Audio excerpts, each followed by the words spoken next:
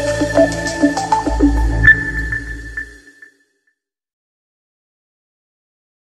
Everyone, सी language की lecture series में आपका स्वागत है।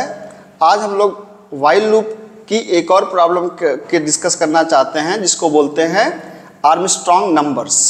तो क्वेश्चन है कि write a program for checking that given number is Armstrong और नॉट। ठीक है, तो अब सबसे पहले हम लोग इस बात को समझ लें कि आर्मस्ट्रॉन्ग नंबर कह किसको रहे हैं। तो आर्मस्ट्रॉन्ग नंबर किस चीज़ को कह रहे हैं, इस बात को समझने के लिए हमने एक नंबर लिया, जैसे हमने कहा 153। ठीक है, जनरली आर्मस्ट्रॉन्ग नंबर 3 डिजिट्स के होते हैं। तो एक ऐसा नंबर 153, अगर इस नंबर को डिजिट्स के क्यूब का सम आप करें, मतलब हर एक डिजिट को निकालें, 1 का क्यूब प्लस 5 का क्यूब प्लस 3 के क्यूब, तो अगर इसके सारे क्यूब को निकालें, मतलब 1 का क्यूब कितना होगा 1, 5 का क्यूब कितना होगा 125 और 3 का क्यूब कितना होगा 27।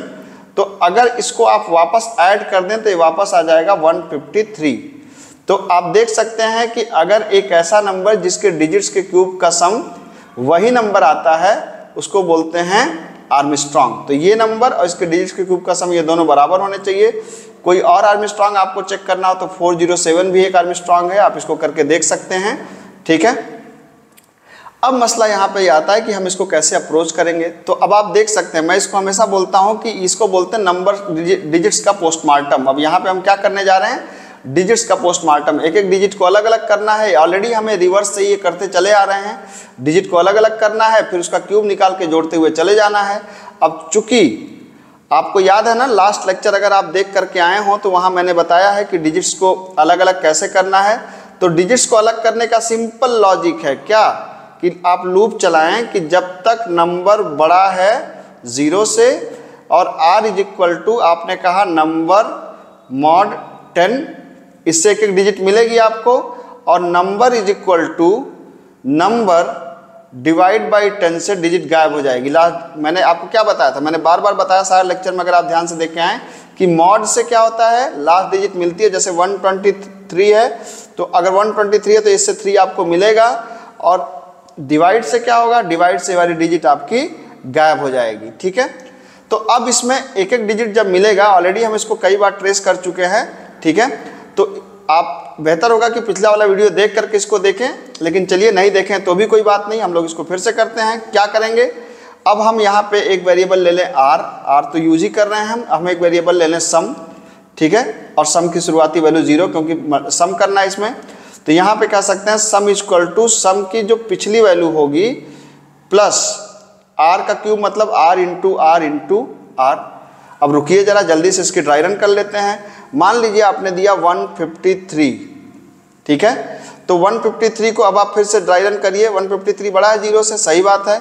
जब सही बात है तो क्या करेंगे, 1, अब r के अंदर क्या आएगा, r के अंदर आएगा 153 मॉड 10, कितना आएगा 3 आएगा।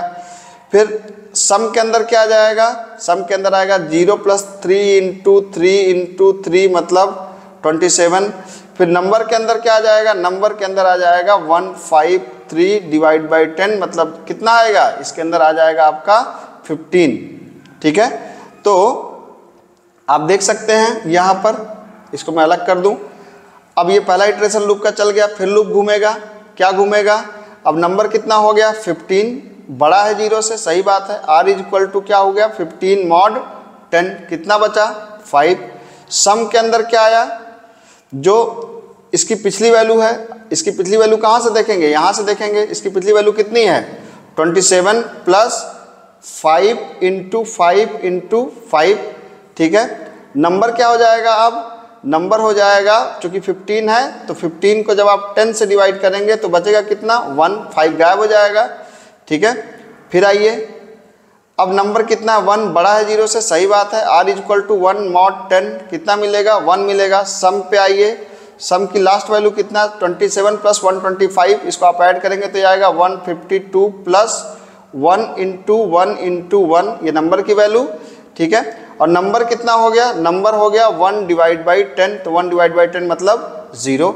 ठीक है, अब देखिए ध्यान से इस बात को, आपने कहा सम इक्वल टू 152 प्लस 1 मतलब 153 आ गया, तो सम तो चलो आ गया 153, लेकिन यहाँ पर भी वही दिक्कत हुई, नंबर क्या हो गया 0। तो याद करिए पिछले वाले क्वेश्चन में हम लोग को यही दिक्कत आई थी, तो क्या करना था हम लोग को, यहाँ पे एक n ले लीजिए।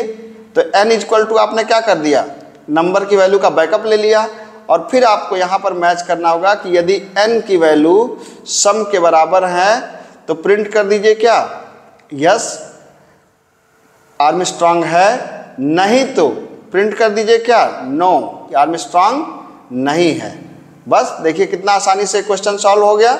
ठीक है, तो अगर इसको आप सिस्टम पे भी देखना चाहते हैं तो आइए 2 मिनट के अंदर देख लेते हैं इस चीज़ को। ठीक है, यहाँ पे नंबर मैं ऑलरेडी पहले से रीड करके रखा हूँ, रिवर्स की वैल्यू 0 ले, सॉरी सम की वैल्यू आप 0 ले लीजिए, यहाँ पर r ले लीजिए और एक नंबर का बैकअप n ले लीजिए। ठीक है, n इक्वल टू नंबर का बैकअप आपने रख लिया, नंबर का पोस्टमार्टम किया, आपने कहा कि जब तक नंबर बड़ा है 0 से, फिर आपने क्या किया r equal to number mod 10 आपने किया, और फिर क्या किया आपने sum equal to sum plus r into r किया आपने, और number is equal to number divide by 10 कर दिया आपने।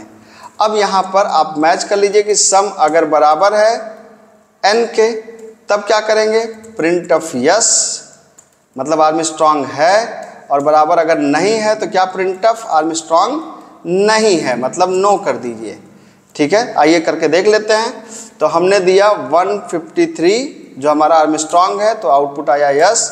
हमने कुछ और नंबर दे दिया, जैसे मान लीजिए हमने दिया 123, तो आप देख सकते हैं नो।